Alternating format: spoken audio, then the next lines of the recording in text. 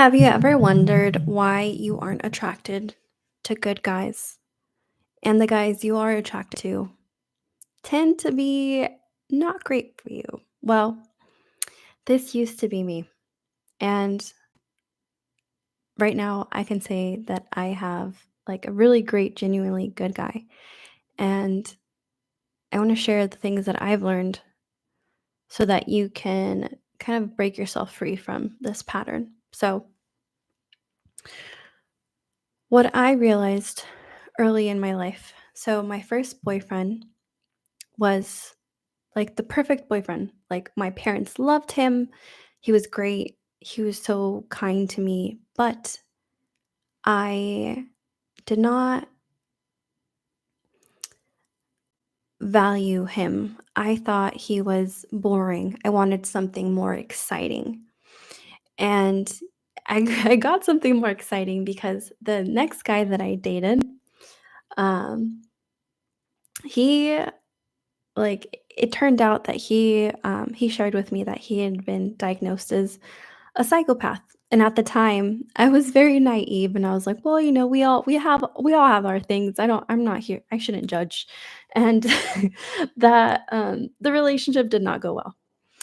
But one thing that I learned was that, in wanting more passion and excitement, what that really was, it was a mask for volatility and conflict because my nervous system was used to being in chaos, was used to stress, that not having those things felt boring, which is why, a quote unquote good guy, I just wasn't attracted to because it wasn't familiar. It didn't have all that chaos.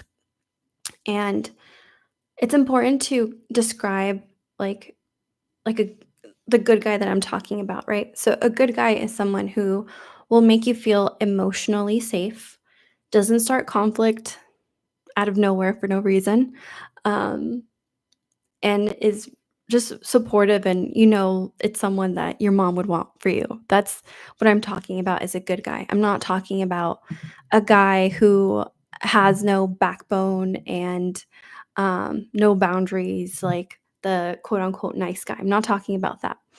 Um, and so, one thing that I learned, right, that it had to do with my nervous system. When we're attracted to someone, we're attracted to someone who feels like home. And if home feels chaotic, that is a love that we're going to pursue and we're going to attract and be attracted to. Because, you know, if you remember back in your early 20s, it's like when you walk into a bar, like, and you meet someone, you know nothing about that person. All you know is whether or not you're attracted to them. And it's almost like we're little insects with little antennas where we will be attracted to and attract someone who has our complementary wounding. And you'll find that, for example, if you're someone who tends to be more on the anxious side, you will attract someone who is more avoidant or more, I would say, has a lot of depth. So there's four attachment styles. I'm going to quickly dive into this.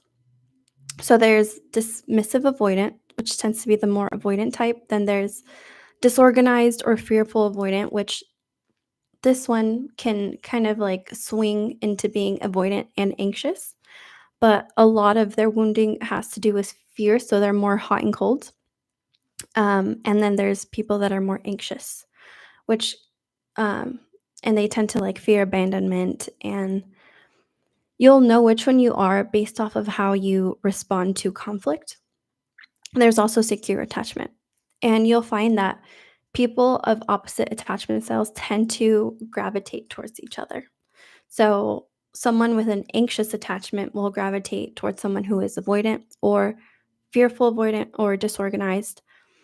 And people of the same attachment style tend to not be attracted to each other because it's like this, they're not complementary. But someone who is, for example, disorganized could be attracted to someone else who is also disorganized or fearful avoidant because they tend to like swing between fearful and anxious. So if one partner is more anxious, then the other person will turn into avoidant, and it's like a um, that push pull dynamic. So how do we open ourselves up to being attracted to, a good man, someone who's not gonna cause chaos in our life, who is gonna add to our life, who's gonna make life just like a warm hug. Well, it starts with healing your nervous system and really deciding what you want home to feel like.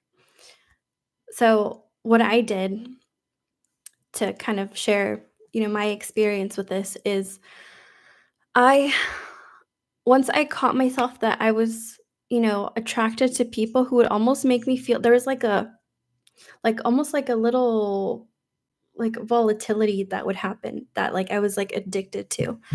And once I caught myself in that pattern, I just really focused on creating a very peaceful life for myself where, I meditated, I practiced mindfulness, I really worked on nervous system regulation. And what that is essentially making sure you're not in a fight or flight state like all day. And as someone who, and you might relate to this, but I was someone who's very high achieving, like chasing goal after goal after goal.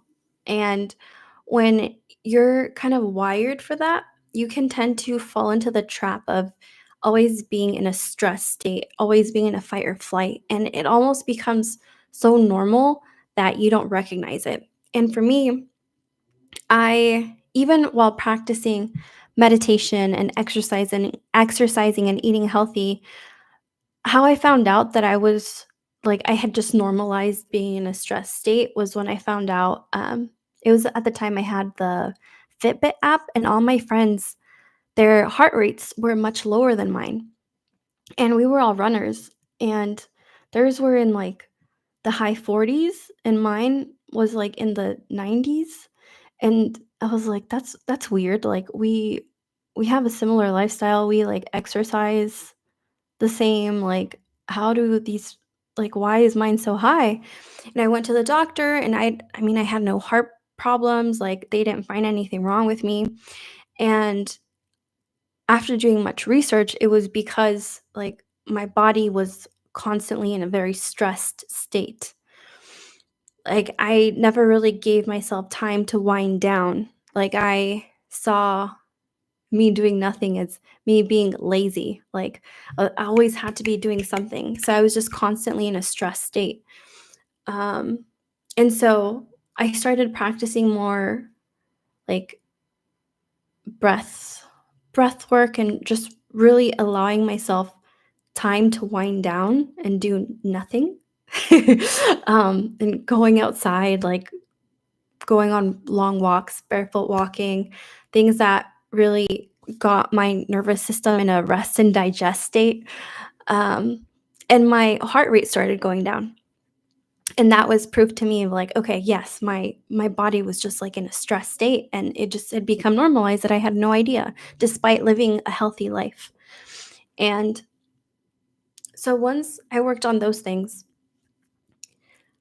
and created a new like what love felt like for me, which was, very supporting, like, um, just like I would be there for myself. I would be there for me, like whenever I was feeling like emotional, and I wouldn't. I was I I changed to being more like mindful of myself and my body and befriended my body instead of treating it like a servant or a robot where it's like do this, go, go, go, go. And that really healed my nervous system significantly. That I now had a new norm of what like home was, which was peace. And it was just like it just felt like a warm, cozy blanket. Like that's what home felt like for me. And when I met my partner, and I feel like my partner is just like the sweetest, like adorable, like man.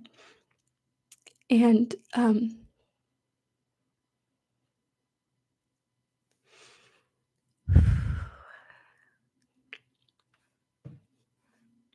when I would be with him,